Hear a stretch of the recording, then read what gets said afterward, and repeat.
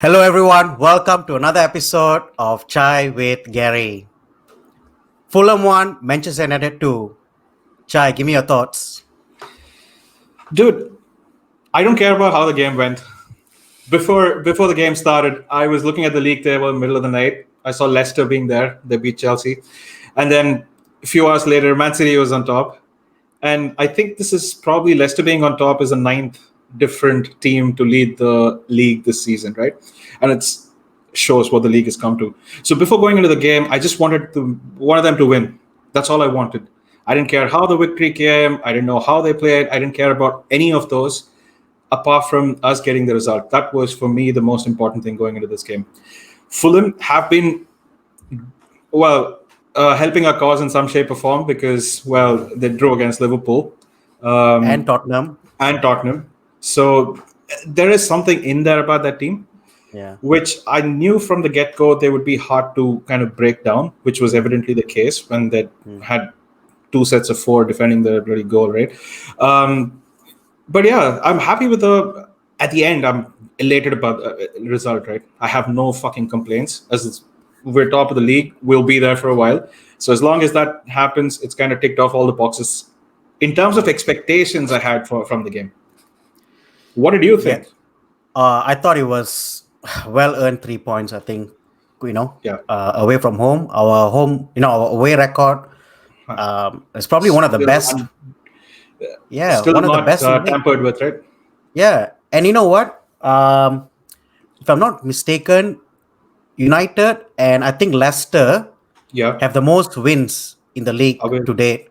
Oh, right. We've gone halfway through the season. So I think we're doing really well. No one expected us to be there. So many doubters. United. Yeah, you're not gonna go up there. You're not gonna maintain your thing.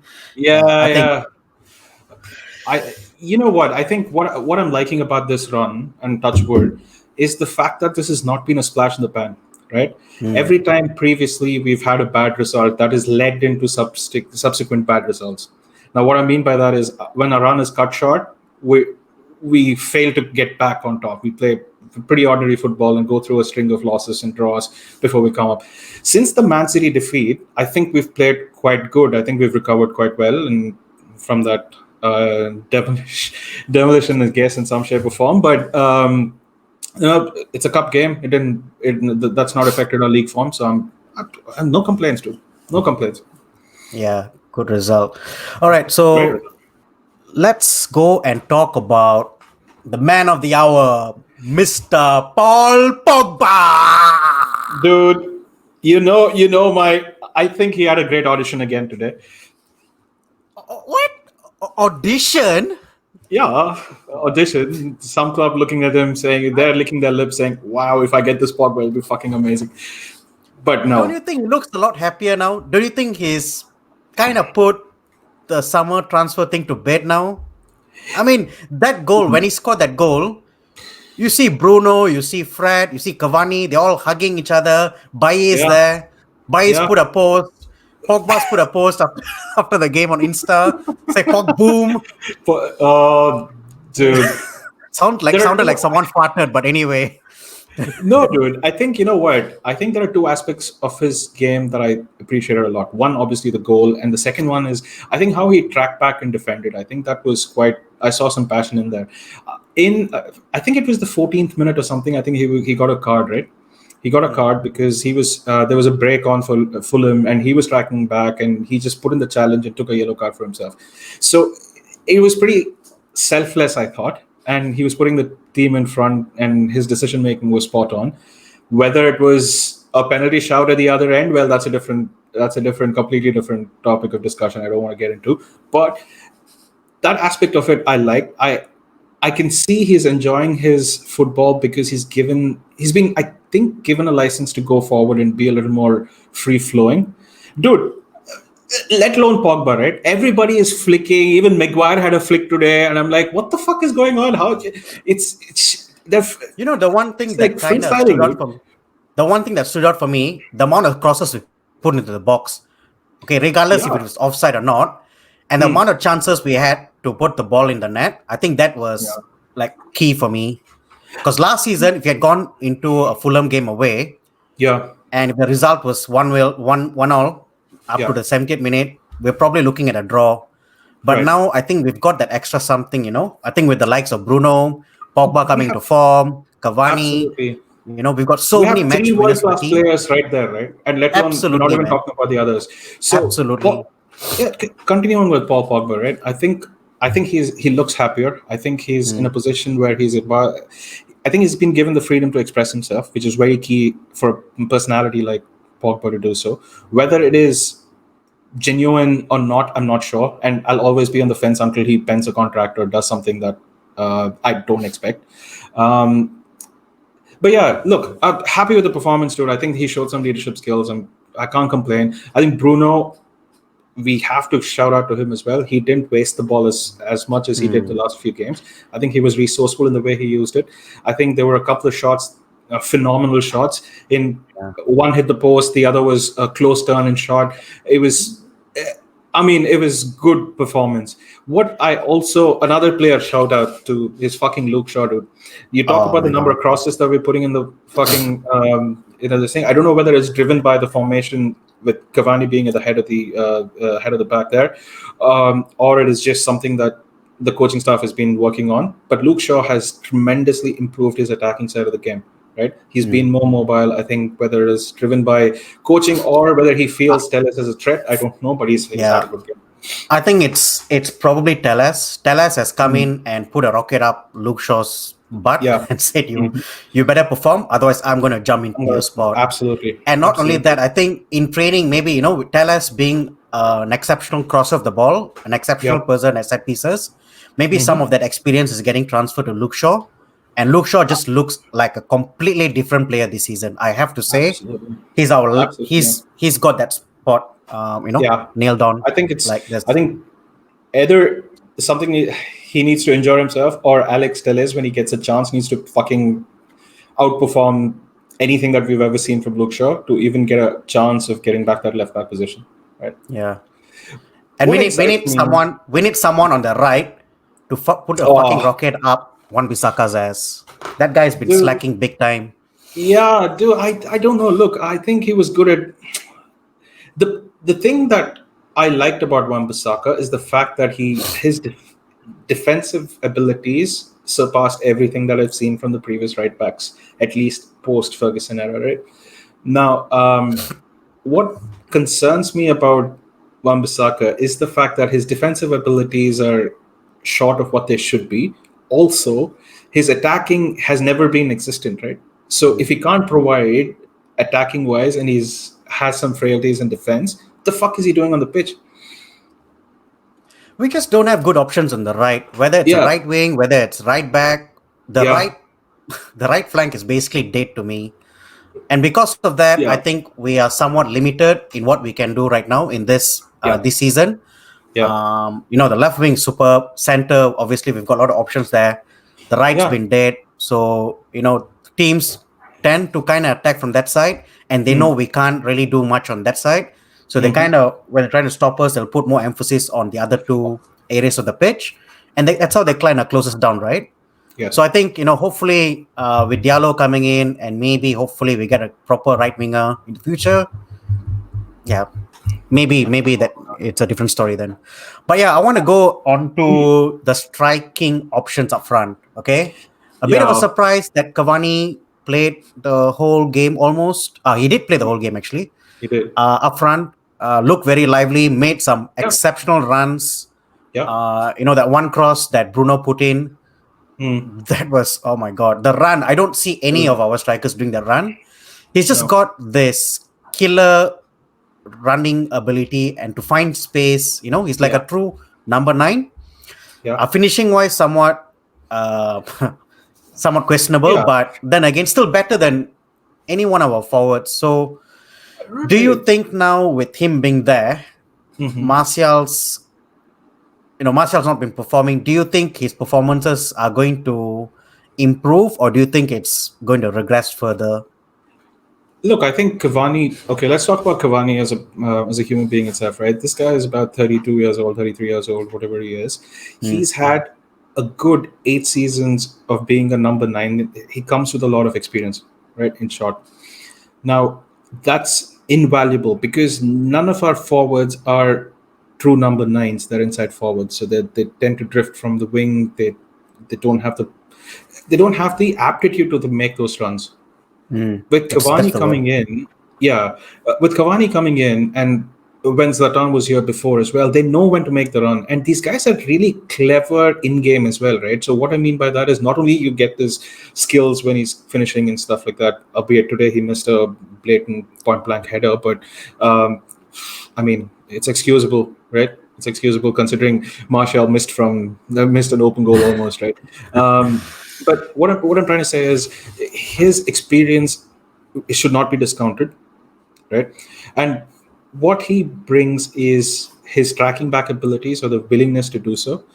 The second is his cleverness when it comes, right? So he'll know when to fall. He'll know when the game's like in the dying seconds of the game and stuff like that. He plays to the clock, right? He small niggles here and there. He'll pretend that it's a big Yeah, thing. He'll waste time. He'll run the clock down. All of these you can't teach. It's just smart. yeah, It's being smart on the football yeah, field, and that Matic has as well, I must say.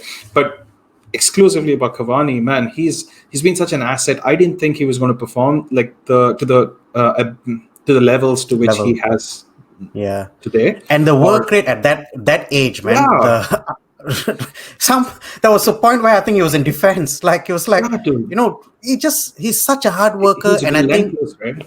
yeah, he's relentless, man. I mean, I love him for his work rate and the runs he makes, like Yeah, completely world class. There's no one else in our team that makes those runs. So probably having the him fit for the rest of the closest season yeah, is an is absolute probably must, I one. think. Absolutely. Yeah. And I think before we kind of move away from that, I think the only other player in our team that could who has the intelligence to do so is probably Mason Greenwood because he runs and nobody looks for him, right? That's key because Mm, he's starting off on the right or yeah. left or wherever. But it's very difficult for him to make those runs. But you put Yeah. him number nine, he'll make those smart runs. You've seen how many academy goals that we've seen together, Mm, right? He's made those very crucial, very sneaky runs behind the defender and stuff like that. He's yeah. good. He has the ability, but he needs a lot of tempering, if you may call Yeah. it that, right? That's But the beauty of our team right now. We've got so yeah, many options. We've got the clinical finisher, Mason Greenwood. We've got the hmm guy who runs his guts out, Cavani, and and also Rashford, creates space, and Rashford as well. And then we've got Martial, who plays essentially as a false number nine. yeah, So, we've got so many options now. It's up to the manager to really pick your players for the right occasion. So, absolutely, I think Solskjaer on this occasion got it right. yes, His substitutions towards the end of the game was somewhat questionable, I felt. But, yeah. end of the day, Uh, yes end of and the day, no, we've got dude. the result. Yes and no. What I mean, Mac? questionable Yeah, about substitutions, right? I think by he the was time trying to he, waste time. Okay, that's yeah, fine, right? He was trying exactly, to waste but time. But I I mean, think both. Sorry, go on. I was going to say that I think Van der Beek, if he had come in a bit earlier, maybe we would have kind of been a bit more comfortable towards the end of the game because he kind of controls the game a bit, Hmm. controls the ball a bit better rather. And I thought maybe having him there instead of the likes of Bruno a bit earlier in the game, maybe Hmm. that would have kind of solidified our position. But nevertheless, I think we've still got the 3 points, and Yeah. yeah, Look, I have yeah, as you said. Look, that's all it matters. That's all that matters, right? 3 points at mm, the end. Um, Substitutions, I wasn't too worried, but I think I will applaud Ole to kind of not play Rashford this game because we all know Rashford needed a rest, and I think yeah, he got his deserved thing, right. So that way, I was quite happy to see him start on the bench. Also, we've discussed this. Rashford coming off the bench has been more productive than when he starts the game, and then he's running on empty towards the end. yeah, true, true, true. All right, we've got to take the positives with the negatives. We've got Oh, to don't talk tell me. about the goal that we considered another classic blunder by the defense. Yeah, look, I think for the first 5 minutes we were still in Anfield. That's all I can say. We were Mm, sleeping. We didn't quite wake up to the threat, but we do have the goal, right? We can play it We can play it Yeah. back and then go through it. Yeah, let's look at it. All right. So here's the recreation of that goal that we considered in the 5th minute. Absolutely ridiculous. So you can see here, Aguisa's got the ball almost at the half line. And then we've got a swarm of United players around Yeah. Loftus-Cheek and Lookman. What happens is Aguisa puts the ball forward, Lookman runs into space, and then the rest of the defense kind of follow through, and then we Yeah. concede the goal. You know what's funny about this goal, right? So if you take it from the top, uh, let's just look at this, right? Let's look at it Okay. frame to frame. Okay, Yeah. look at that. So We've got 5 players there. we have Shaw essentially marking Maguire or Maguire marking Shaw. So that's a collective duo from the from Yeah, the left, which are comfortably sitting together. What? How did the guy get to make that run? Is the question that I have. Nobody is looking at him, obviously. yeah. No one's looking at him, and if you look at that, Maguire, what's he Yeah. doing there? What he's in no man's land. No What man's is land. Pogba doing there? Pogba's not even a. He's not even our centre back. Bailly should be there. Oh my god! And then one Jesus. Bissaka kind of keeps Lookman onside. He should have Yeah. had a bit more awareness about the offside line. Again, very very poor defending, no marshalling in defense, and then through that through ball is so simple. Lookman looks at the space, he's onside, he runs into the space. No one's there chasing after him. Everyone's still slow to react. Everyone Yeah. thinks it's offside. He gets the ball. De Gea And comes out of his line. He's got no option, and then yeah. Lookman just puts in the far post. Look, Simple man, I goal. think it's a it's a good goal. You have to give it to them. They've kind of exploited what our weaknesses in defense. But Yeah. to be honest, I think once the goal went in, the expressions on Maguire and Pogba were fucking priceless, right? They both kept looking at each other, saying, "What the fuck is going on?" I mean, Yeah. I I was furious because Maguire should have, or Pogba, whoever the more of a leader, would have thrown each other a fucking new one, right? They should have. They said, "What the fuck? How did we let this happen?" That should have been a traditional reaction rather than saying, "Oh, I don't know how this happened." Oh, yeah. But look, it was one of the most uncomfortable first 15 minutes that I've seen in a bit, right? For some time, Fulham looked like peak Barcelona, right? They kept hold of the ball, they kept passing. There was something happening that I was feeling very uncomfortable in the first 15 minutes. I think then after the goal went in, and then people realized that we need to take this game more seriously. I think they settled down, the passing came back, and the second half was fucking a completely different outcome. Yeah. So yeah, man, 2-1 it is. What are your final thoughts? What do you think stood out? What do you think we could have done better? And where do you think we'll go from here? Let's start with the negatives.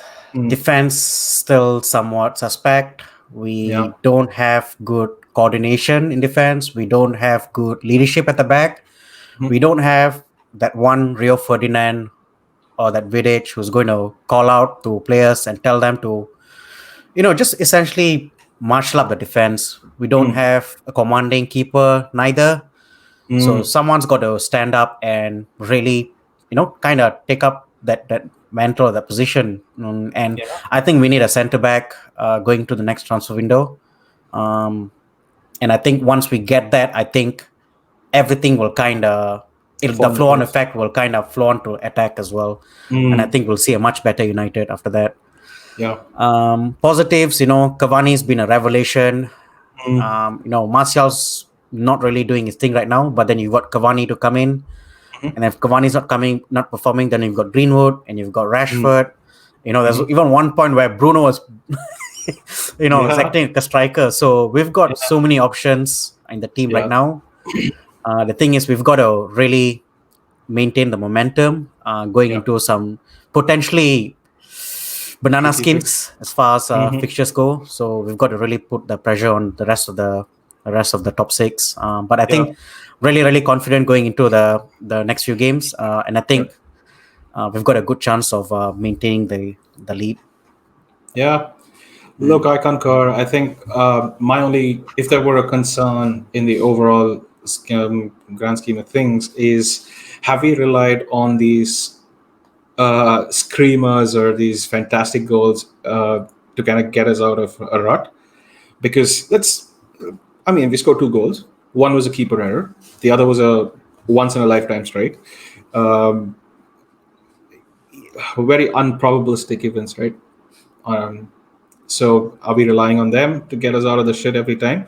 Or should we look at it as a positive, saying we have those people to create those mistakes or create, score those worldies? I don't know what it is, but at some point the luck may run out and it Mm. comes down to the grit of the players, Mm. which is what we saw against Liverpool, I guess, to a certain Yep. extent. So I'm happy. I can't complain. But yes, there's a niggling thought, whether it is once in a lifetime fucking go worldies that'll save us, or keeper errors, or defensive errors. It's Yeah. hard to say, We've man. just got to enjoy the ride Enjoy the ride. Yeah, while it's there. All right. absolutely. Do. Anyways, guys, thanks for watching the video. We've tried to recreate the blunder of the season again. So please let us know in the comments below if you like that section and if you think that we need to make some more improvements to that. But yeah, please hit the like on the like button.